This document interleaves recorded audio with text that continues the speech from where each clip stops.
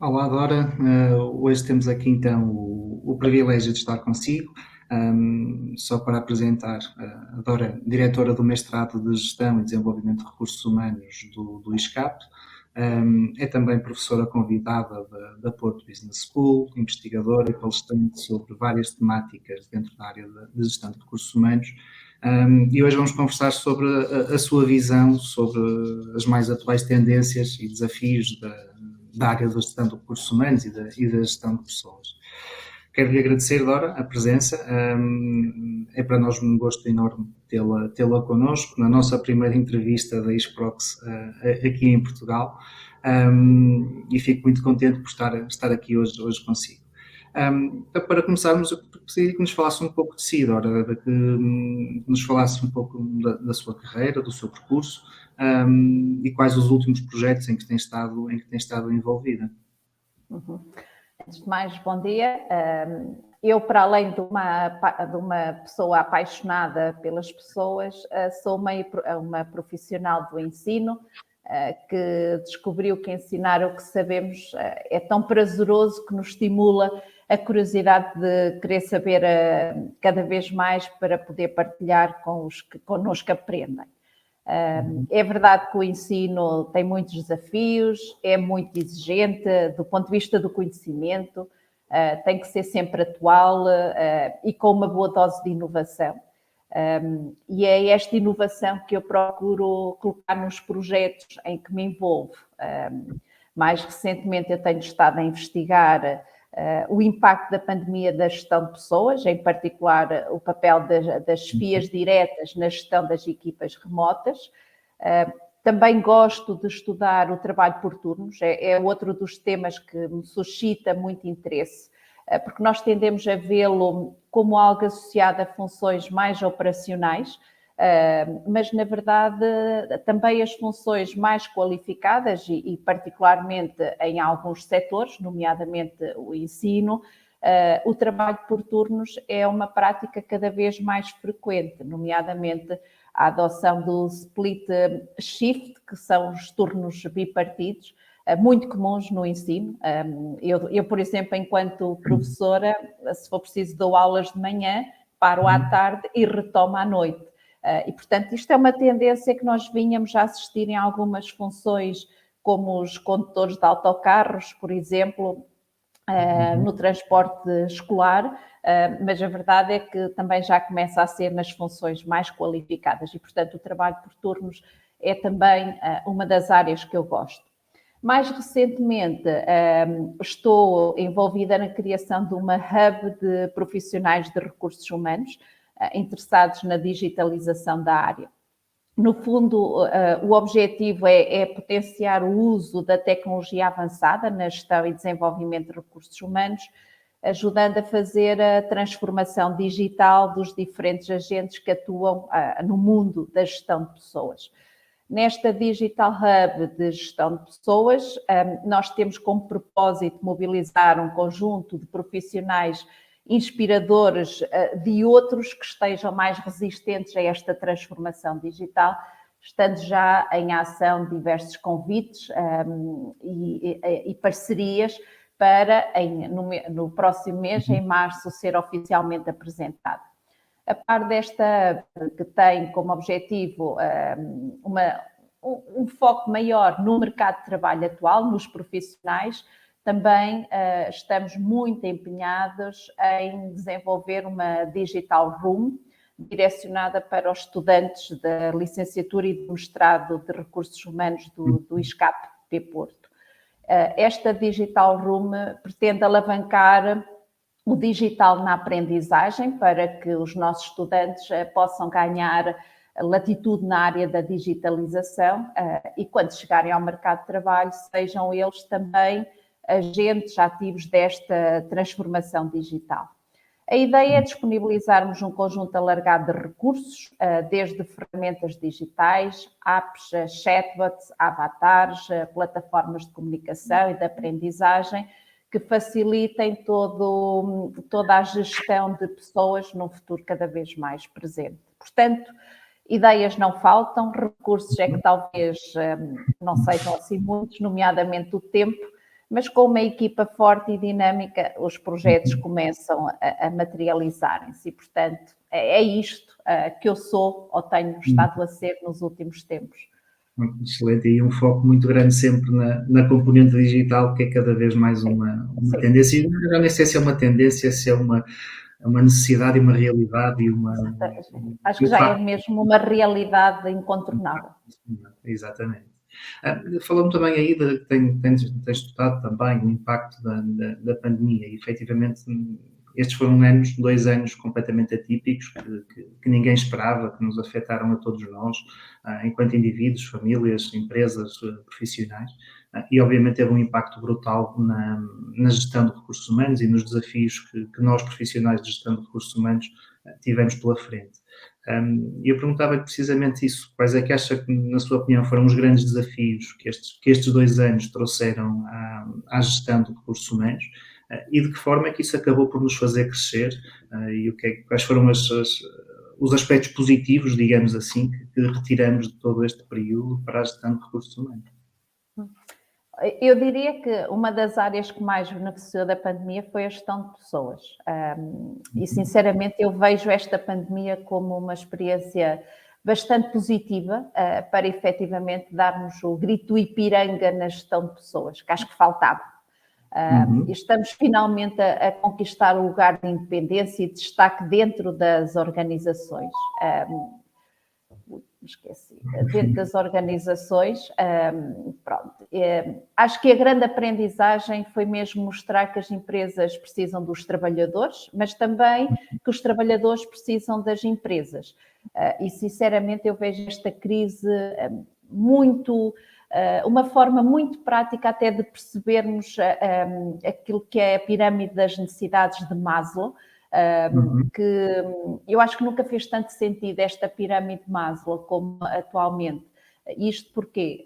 Porque com o início da crise, a gestão de recursos humanos passou a ter apenas uma preocupação, que foi preservar a saúde dos colaboradores. E, portanto, nós viemos à necessidade mais básica das pessoas ao nível da gestão de recursos humanos. E só depois é que se pensou nos resultados do negócio. Suspenderam-se todos os novos projetos que estavam idealizados para a gestão de pessoas, mas que agora começam a ganhar alguma visibilidade. Portanto, agora que nós já conhecemos melhor esta pandemia, ainda não conhecemos os efeitos de uma crise política e militar que estamos a começar a viver, provavelmente, infelizmente, mas com esta pandemia eu diria que já nos sentimos com resistência e com confiança para implementar projetos mais desafiantes, desde a mudança de paradigma sobre os modelos de trabalho, à preocupação com a sustentabilidade humana, ao nível do bem-estar, da felicidade, até uma mudança nos procedimentos da gestão de pessoas que estão cada vez mais dispersas geograficamente e isto traz desafios, tanto na atração, como na retenção, como no desenvolvimento de talentos. E, portanto, eu diria que é isto que a pandemia vai trazer, desafios muito radicais para este nível, tanto ao nível da atração como da própria retenção, mas também ao nível do desenvolvimento em termos de competências. Isso introduz aqui já a pergunta que tínhamos aqui para colocar a seguir, que é, e passado tudo isto, quais são os desafios que aí vêm? Isto é, as empresas que se quiserem manter na vanguarda da gestão de pessoas, as empresas que quiserem continuar a top, digamos assim, e evoluir e crescer e manterem-se na vanguarda, que desafios é que vão ter? Quais vão ser esses desafios e o que é que vão ter que fazer para conseguirem efetivamente lidar com esses desafios de uma forma positiva? Eu acho que se esperam anos de mudanças muito radicais na gestão de pessoas. Isto nós temos mesmo que estar a contar. Ao contrário do que muitas desejam, que é, passada a crise, voltar ao antigamente. Eu diria que isso não vai acontecer.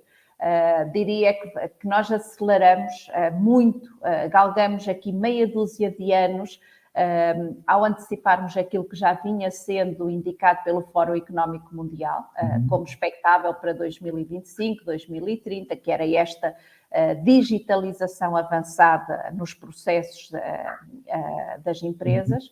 E, na verdade, esta crise veio acelerar aquilo que todos nós desejamos ver, que é maior qualidade de vida, maior preocupação com a conciliação das diferentes esferas de vida das pessoas. E, sinceramente, as nossas empresas, ainda que muito enraizadas numa gestão tradicional, familiar, estável, previsível, perceberam que não faz sentido este foco exagerado no controle do tempo, na supervisão física constante. Agora, eu acho que há que fazer todo um trabalho de transformação cultural, de disrupção, com uma realidade que dificilmente será retomada. Eu diria que temos todos que passar por um reboarding, desde a liderança às funções mais operacionais, porque todas elas vão mudar a sua lógica de ação.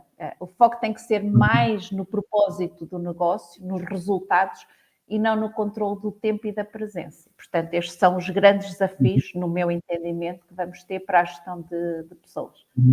Ao ouvi-lo, eu fico sempre com a sensação que esta pandemia acabou por nos humanizar um pouco.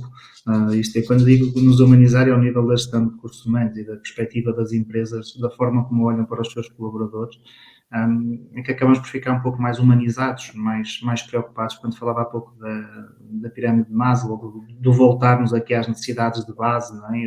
A promoção da saúde dos nossos colaboradores, o manter essa saúde, o manter esse bem-estar. Fico quase com essa sensação que acaba por ter esse lado bom, não é? de nos obrigar, nós empresas, a estarmos um pouco mais humanas e olharmos um pouco mais para aquilo que é a qualidade de vida dos colaboradores. Não sei se partilha esta visão, ou se posso... Partilho completamente, porque, ao contrário daquilo que as pessoas achavam, que esta digitalização avançada vinha substituir-nos, vinha pôr em causa os nossos postos de trabalho. Esta crise mostrou-nos que a tecnologia apenas é a ferramenta, o suporte, que permite facilitar o nosso trabalho, porque na prática, todos nós, e isto começou logo na liderança, até à gestão de recursos humanos, às chefias diretas, tivemos muito maior preocupação com a humanização, com a comunicação cuidada, transparente, mais atenção àquilo que são as preocupações de cada um. Portanto, eu acho que nunca fomos tão humanos como agora. E eu acho que este é mesmo um sentimento que as próprias pessoas sentem.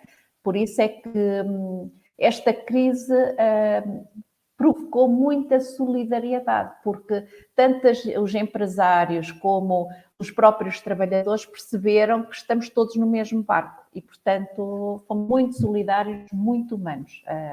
Pronto, e acho que nisso a gestão de recursos humanos está de parabéns, claramente. É reconfortante saber que estamos finalmente a evoluir. Eu digo finalmente que às vezes foi-nos sempre muito difícil, não é? Conseguir impor a gestão de recursos humanos e a gestão de pessoas com o foco nas pessoas. Havia sempre muito aquele foco no negócio em si e se calhar às vezes há males que vêm por bem. Não é? Agora, recordo-me que quando nos conhecemos era uma área de estudo da Dora e era uma das suas paixões também, que era a gestão da expatriação e todos os processos envoltos na expatriação. E a este nível, creio eu que tenha havido também uma mudança muito grande com esta digitalização, com este trabalho a partir de casa, com este quebrar da barreira de distância. Acredito também que a expatriação esteja hoje diferente do que era antes desta pandemia. Sente isso? Acha que houve alterações? Sente que vamos a caminhar nesta mudança da expatriação ou, pelo contrário, mantemos mais ou menos a mesma toada? Eu diria que aqui também tivemos necessidade de fazer algumas alterações e, sobretudo, até foi uma área que exigiu muito aos gestores de recursos humanos, porque tratar das mobilidades e dos procedimentos legais, burocráticos na deslocação durante a pandemia não foi fácil. Mas pronto, é verdade que esta é uma área que eu gosto imenso e encontrar claramente grandes desafios pós-pandemia, não tenho dúvidas. E isto porquê? Porque com a proliferação do trabalho remoto, eu acho que a expatriação vai beneficiar muito desta possibilidade do trabalho poder ser feito remotamente. Sobretudo, isto vai trazer uma grande poupança nos custos de destacamento e, portanto, vai representar aqui uma reflexão grande que os empresários vão fazer ao nível de será que faz sentido continuarmos a destacar, a expatriar os nossos colaboradores e, portanto, isto vai de certeza ser refletido. Mas é que, na verdade, nem todas as funções podem ser convertidas para um modelo remoto, daquilo que nós chamamos o e-expatriation. Ou seja, nem muito menos o e-impatriation, porque temos que olhar a expatriação aqui na perspectiva de quem vem, mas também de quem vai, e vice-versa. E, portanto, é verdade que a e-expatriation vai crescer, mas eu diria que este grupo profissional com o remote work poderá assumir aqui uma nova dimensão, ao privilegiar, se calhar, uma localização que permita uma maior qualidade de vida, beneficiando das ferramentas de comunicação à distância e de trabalho digital. Portanto, ao nível da expatriação organizacional dos destacamentos empresariais, aqui a principal mudança vai ser em ponderar cada vez mais se é necessário, se justifica mesmo enviar a pessoa. E isto já está a acontecer no mercado tradicional, que é entre ter as pessoas fisicamente na empresa ou ter em casa, o que se está a ponderar é exatamente quais são as funções que podem ser desempenhadas remotamente. E aqui também vai ser nesta perspectiva. Quais são as expatriações, os destacamentos que necessitam efetivamente ser realizados. E isto vai trazer claramente uma poupança de custos, como eu dizia. Agora, está aí a crescer também aquilo que nós chamamos a Self-Initiated Expatriation, que é a expatriação por iniciativa própria. Nós vulgarmente associamos muito à imigração, mas é uma imigração de profissionais altamente qualificados, portanto, muito atrativos no mercado internacional. E aqui sim, eu diria que está a crescer e com o trabalho remoto será muito interessante explorar as motivações e o capital de carreira que estas pessoas que vão ter agora a oportunidade de viver e trabalhar em qualquer parte do mundo da sua conveniência, como é que estas pessoas se vão posicionar num mercado cada vez mais global. Já tínhamos os nómadas digitais, mas acho que hoje já há muita gente a escolher os sítios mais atrativos para conciliar as esferas de vida e já não interessa tanto se estou aqui ou se estou acolá ou se estou a trabalhar no mercado nacional ou no mercado internacional. Portanto, acho que a este nível vamos ter aqui algumas mudanças, sim.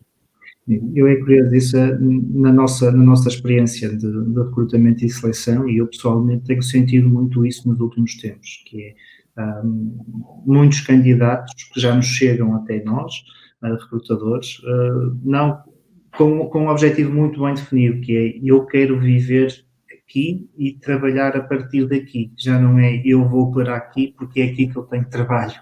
Não é aqui que eu encontro a minha carreira, não. Eu quero viver nestas condições, eu quero ter esta qualidade de vida e, portanto, procuro um emprego que me permita isto. E tenho sentido muito esta tendência, mesmo a nível internacional, ou seja, de candidatos internacionais que chegam até nós aqui em Portugal, porque querem vir usufruir da nossa qualidade de vida, do nosso bom tempo, da estabilidade do nosso país, das cidades fantásticas que temos, da qualidade da nossa gastronomia e, portanto, da nossa cultura, da nossa qualidade de vida. E há um número muito crescente desses candidatos que chegam até nós.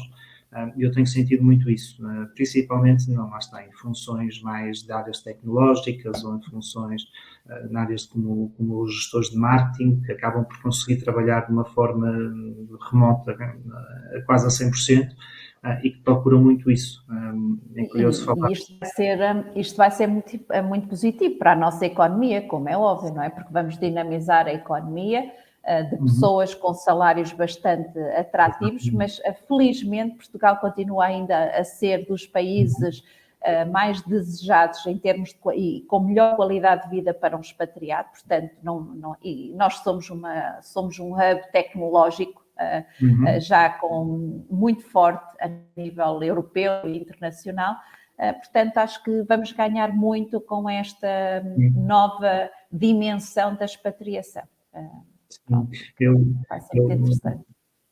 Este ano, sim, este ano não, 2021, não foi 2022, não, estava aqui agora baralhado, mas estive em férias em Malta e achei super curioso que a publicidade que eles têm desde aeroportos, nas cidades, nos locais turísticos, é uma publicidade ao país, à qualidade de vida do país, precisamente para conseguirem atrair pessoas a viver no país. E tem uma campanha declarada que é visível no dia a dia de atração de talento, porque efetivamente tem uma escassez grande, principalmente nas áreas financeiras e tecnológicas, de recursos humanos, e tem 300 dias de sol, é o que eles dizem em todo o mundo. Temos 300 dias de sol, temos praia de março a outubro, venham trabalhar connosco, venham para cá.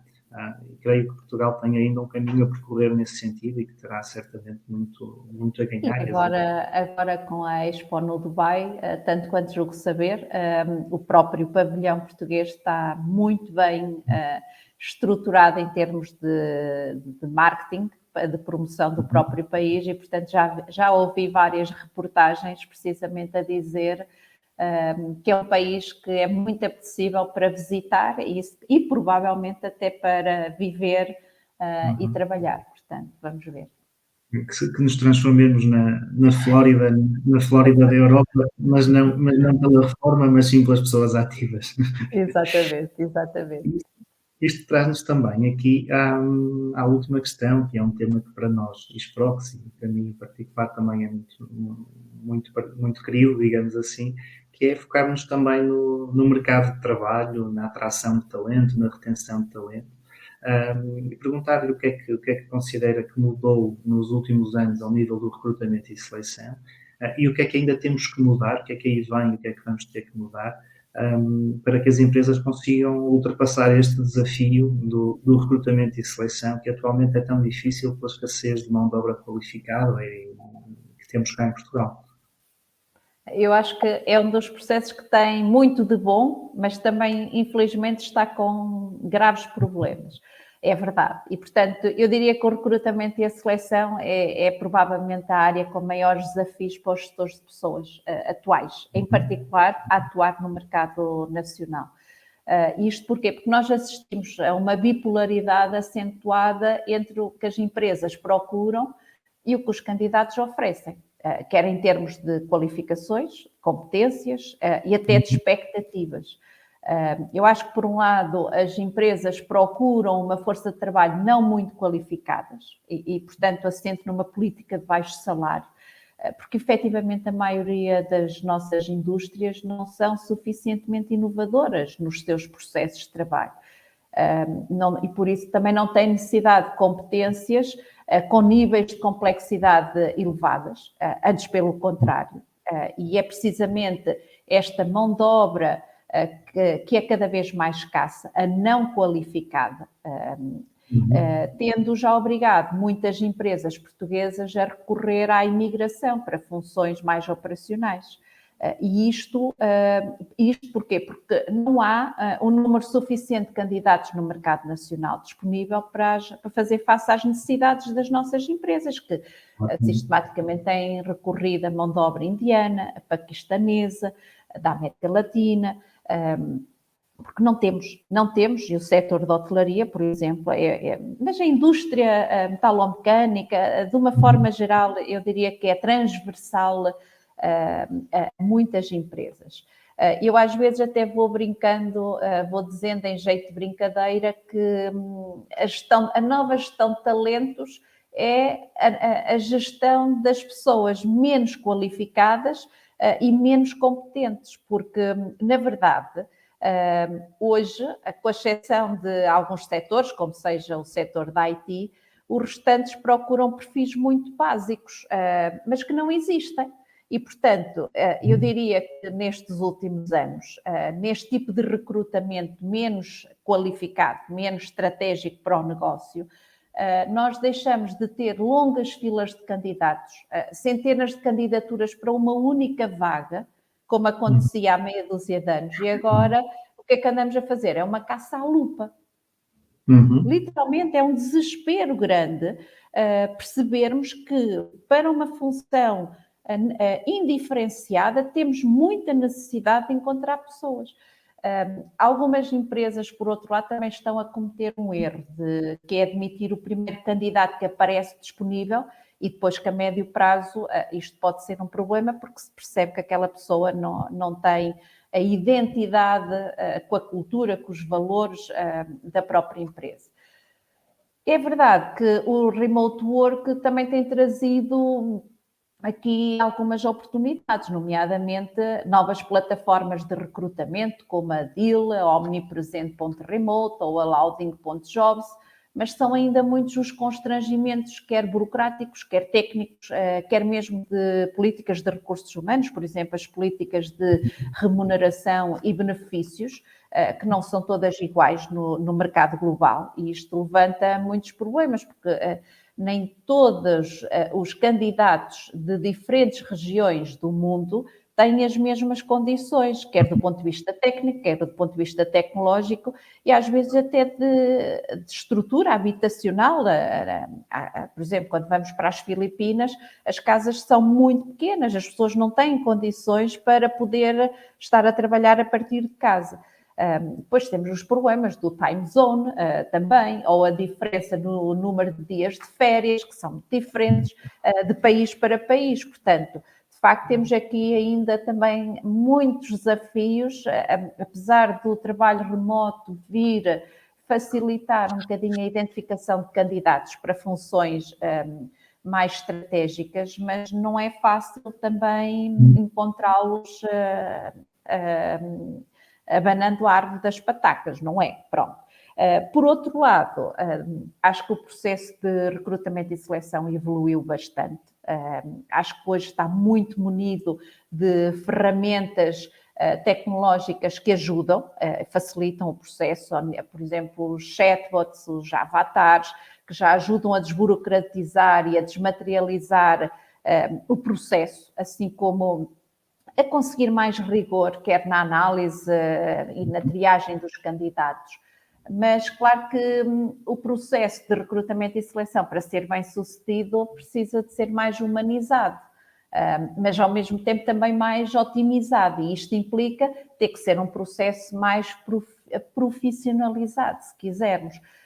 Eu diria que é um processo que muitas vezes ainda está muito preso a um guião standardizado, muitas vezes atribuído a profissionais júniores, sem competências humanas e técnicas para aferir o potencial de cada candidato ou para analisar as candidaturas. E, portanto, este é um processo que há ainda um trabalho grande a fazer, sobretudo no uso correto das técnicas de entrevista, de testes, de assessments, mais personalizados para cada vaga, em vez de serem processos de recrutamento standardizados, que têm-se revelado ser muito pouco eficazes. Portanto, nós temos ainda muitos recrutadores mal preparados tecnicamente, deixando-se facilmente influenciar pelo efeito de aula, o próprio favoritismo, em vez de se apostar nestes assessments que avaliem as reais competências e conhecimentos dos candidatos e a sua adequabilidade à vaga que temos necessidade de preencher. Portanto, de facto, ainda há processos de recrutamento que assentam exclusivamente numa entrevista, logo é uma decisão tomada com contacto de 10, 15 minutos com o candidato, uma única vez. E é curioso que O último número da RH Magazine, que até tenho aqui comigo, tem um artigo muito interessante ao nível de recrutamento e seleção que fala que ser muito frequente os enviesamentos cognitivos nos processos de recrutamento e seleção. E isto porquê? Porque continuamos a privilegiar muitas vezes os candidatos de determinada universidade porque os últimos que foram admitidos dessa mesma universidade revelaram-se excelentes profissionais. Mas também ainda nos deixamos deslumbrar muito por respostas mais criativas, às vezes fora da caixa de um determinado candidato, mas essa resposta também pode estar ensaiada. E, portanto, estes são alguns problemas. Também é verdade que os recrutadores também fazem avaliações muito preconceituosas sobre as atitudes e até os próprios gostos dos candidatos, seja em termos da sua aparência, seja em termos da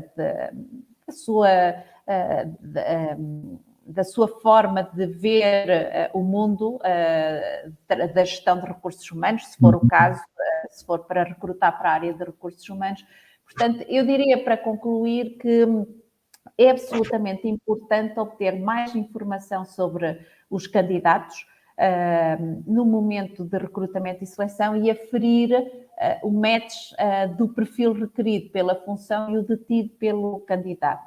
Por exemplo, testar com cada candidato situações da vida real do trabalho relacionadas com a vaga, explorar a verdadeira motivação intrínseca do candidato, porque hoje este candidato é muito permeável a estratégias agressivas de employer branding, mas algumas delas pouco reais do que é efetivamente o dia-a-dia das empresas. E talvez estas lacunas expliquem porque é que ainda é muito elevado o turnover durante o período experimental, porque este é claramente... São problemas que nós nos deparamos, para quem anda neste mundo de recrutamento e seleção, que são muito frequentes. Eu que entra aqui também uma questão que é, nesta questão de uma aferição mais superficial sobre o real valor, a real competência de cada candidato, entra aqui depois este conflito que é das próprias empresas perceberem, mas eu não tenho candidatos, eu não tenho pessoas disponíveis, eu necessito destas pessoas para dar continuidade aos meus projetos e, portanto, a única forma de conseguir ter é o cair na tentação de não avaliar corretamente a pessoa, de não aferir corretamente se é a pessoa certa para aquele posto. Há aqui sempre esta competição entre a necessidade de fazer um bom recrutamento e a necessidade de fazer um recrutamento, assim, que possa até ser menos bom. E muitas vezes sinto... Alberto, eu até dou um exemplo muito real e muito próximo, que eu ontem estava a ajudar uma empresa a identificar um perfil para uma vaga. E a empresa é de Aveiro. E eu identifiquei 2 candidatos que têm a residência em Gaia.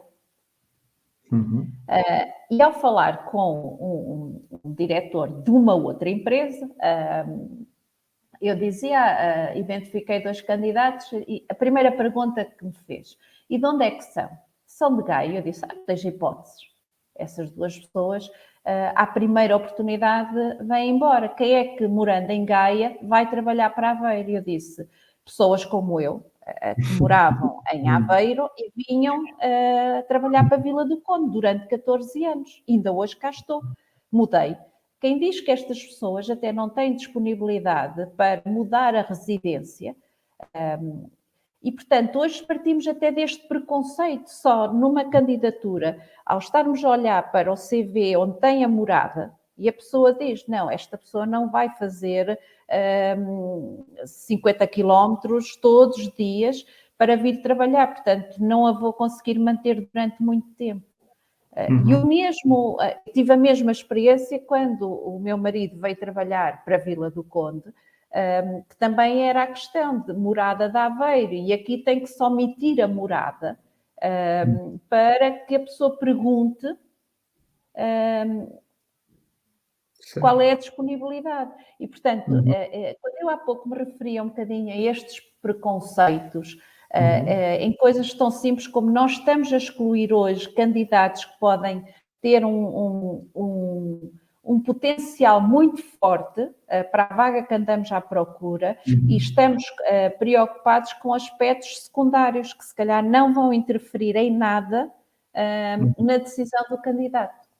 Concordo em absoluto e sinto muito isso na conversa com clientes, que muitas vezes o que eu sinto é que o cliente não quer avaliar o potencial daquele candidato, quer é ter um candidato que encaixe como uma peça de puzzle naquilo que foi um perfil funcional que foi definido, às vezes, há 10 anos atrás. E entra nesses critérios, que é, ok, se é de Gaia já não quero, tem que ser de Aveiro. Mas tem aqui um candidato com um potencial brutal, que apesar de ser de Gaia, está desejoso de ir para Aveiro. E não aceitam isso, e há muitas vezes este desfazamento. Confesso que para mim é um lado também que me agrada na função do recrutador, é precisamente isso, é ter essa capacidade de consultoria ao cliente e de conseguir desmontar às vezes esses preconceitos, criar também uma narrativa que lhes permita ver o potencial de um outro candidato que às vezes se afasta daquilo que era um perfil inicial, mas que efetivamente vai dar muito mais rendimento à empresa, que vai se adaptar muito melhor, vai ter uma aculturação muito mais rápida àquele ecossistema daquela empresa. Esse acho que é um lado também muito bonito do recrutamento, principalmente para nós recrutadores externos, digamos assim, termos essa capacidade de mostrar ao nosso cliente as vantagens que outros candidatos trazem para as suas empresas. Mas sim, mas são desafios e acho que ainda há um longo caminho em Portugal na profissionalização do recrutamento e seleção, sem dúvida. Sem dúvida. Muito bem, Dora, eu creio que chegamos aqui ao fim do nosso guião de entrevista. Eram estes os temas que tínhamos aqui definidos.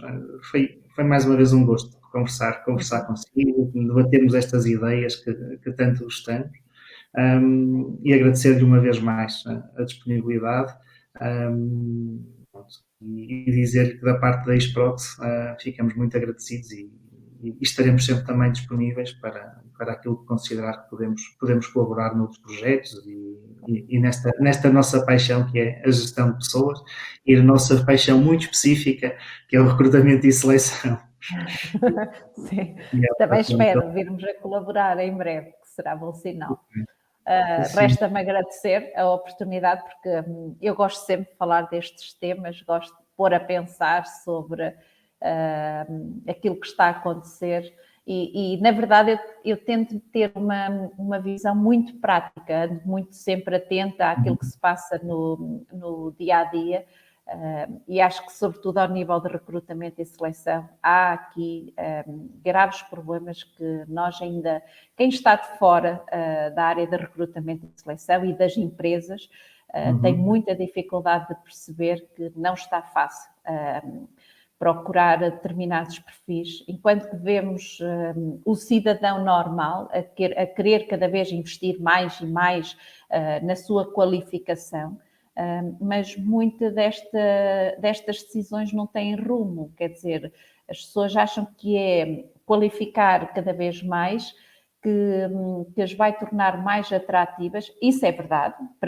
mas são cada vez menos as oportunidades e ao mesmo tempo estamos aqui a negligenciar, a desinvestir em qualificações de nível intermédio, de nível operacional, e isto começa a ser um problema a quem tem que ir renovando e também quer fazer crescer as suas áreas mais operacionais, porque não há mão de obra para trabalhar, não há. Sim. Este é um problema. E esse eu creio que é também esse um grande desafio que vamos ter nas empresas, que é tornar essas funções atrativas. Essas funções entre que as pessoas queiram efetivamente desenvolver uma carreira nessas funções intermédias, porque aquilo que eu sinto é que hoje em dia, mesmo quando conversamos com os pais dos nossos jovens, não é? Nenhum pai quer que o filho siga uma formação de canalizador, por exemplo. E quando tem uma empregabilidade de 200%, nem lhe vou dizer de 100%, vou dizer de 200%, suficiente, com fontes de rendimento muito superiores àquilo que é o rendimento, muitas vezes, de um engenheiro civil, ou de um psicólogo, ou de um gestor de recursos humanos, mas não são atrativas e não conseguimos captar a dispersão da nossa formação, dos nossos jovens, nestas funções que por si só têm um estigma não atrativo, e esse acho que é um desafio que também cabe muito às empresas. Cabe muito às empresas partir pedra, digamos assim, no sentido de tornar estas funções atrativas, tornar estas funções, eu vou dizer uma palavra da moda, estas funções sexy, a ponto de que as pessoas queiram efetivamente exercer estas funções e criar uma carreira nestas funções e dizer: eu sou o melhor carpinteiro de cofragem do mundo, porque não? Sim, porque ainda não temos tecnologia avançada para substituir todas as funções, por muito básicas, por muito rotineiras que elas sejam, há funções que nós não conseguimos fazer substituindo por robôs. Não conseguimos. E temos de ter consciência que elas têm que ser igualmente valorizadas.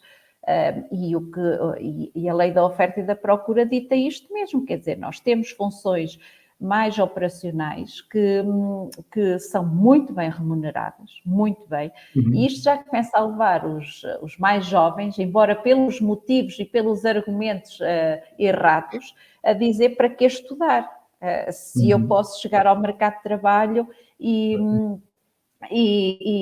ganhar muito dinheiro. A verdade é que depois há aquela dimensão da motivação intrínseca que leva à frustração e que estas pessoas não vão querer continuar durante muito tempo. É a atitude do desenrasca para o consumo imediato.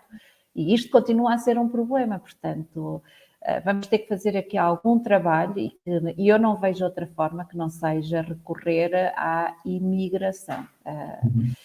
Apostar aqui em populações de países menos desenvolvidos e que tenham que vir a assumir estas funções que a nível nacional já não temos capacidade de resposta, não temos. Sem dúvida, sem dúvida. Muito bem, nota-se aqui o nosso gosto porque ficávamos aqui e continuávamos. Exatamente. Ok, uma vez, muito obrigado. Obrigada eu, e vamos mantendo o contacto. Está bem, Alves?